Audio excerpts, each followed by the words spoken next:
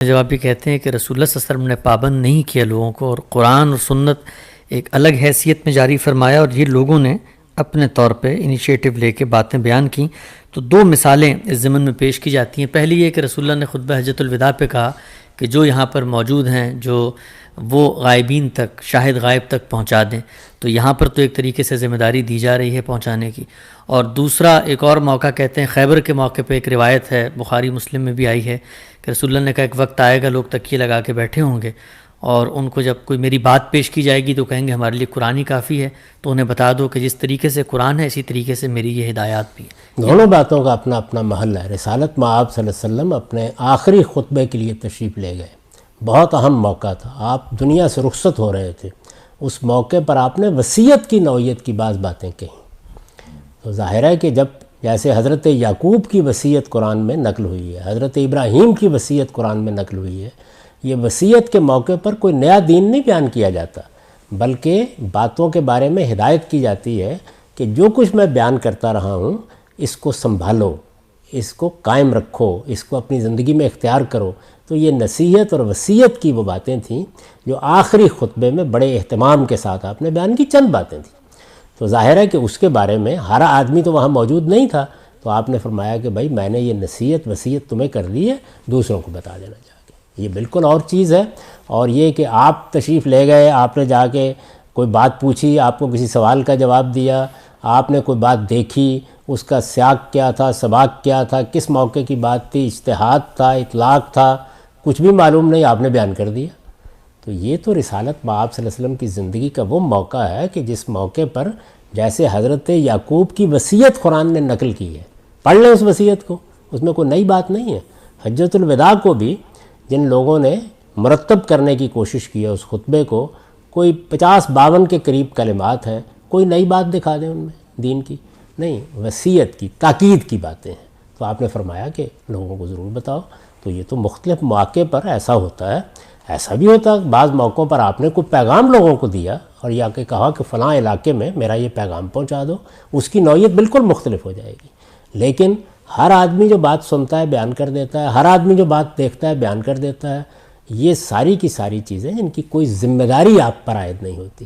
اور پھر یہ کہ بیان کرنے والے یہ فرق نہیں کر رہے کہ اس میں کہاں دین بیان ہو رہا ہے، کہاں عرب کی کوئی روایت بیان ہو رہی ہے۔ آپ دیکھیں کہ طبی نسخے لوگوں نے بیان کر دیے، عام نوعیت کی ہدایات جو زندگی کے بارے میں دی گئی۔ میں نے کئی مرتبہ مثال دی ہے کہ یہ بات بیان کر دی کہ رسول اللہ صلی اللہ علیہ وسلم نے فرمایا ہے کہ رات کے وقت دیا بجھا کے سویا کرو۔ اب آپ دیکھیں کہ یہ کوئی دین کی بات ہے، تو ظاہر ہے کہ آپ تحقیق کریں گے نا اس بات کی۔ تحقیق کریں تو معلوم ہوتا ہے کہ لوگوں نے پوچھا تو آپ نے فرمایا کہ بھائی وہ تم خیمے میں جب رات کو سوتے ہو تو بعض اوقات چوہا آ کے کہیں آپ کے چراغ کی بتی اپنے منہ میں لے لیتا ہے، آگ لگا دیتا ہے۔ تو دنیاوی احتیاط کی تدبیریں، طبی قسم کی معلومات جو عربوں میں تھیں، یہ سب چیزیں جو ہیں وہ لوگ بیان کرتے ہیں۔ تو یہ رسالت مآب صلی اللہ علیہ وسلم کے سیرت سوانح، آپ کے اسوہ حسنہ کو جاننے کا بہترین ذریعہ ہے، لیکن ان کی کوئی برتری قرآن و سنت پر قائم نہیں کی جا سکتی۔ قرآن و سنت کی روشنی میں ان کے تحت رکھ کے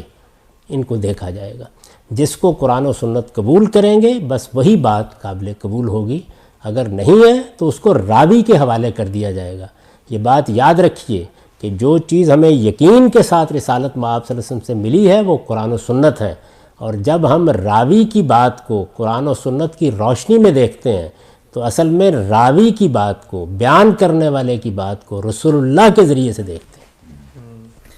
خیبر کے موقع پہ جب رسول اللہ صلی اللہ علیہ وسلم نے فرمایا،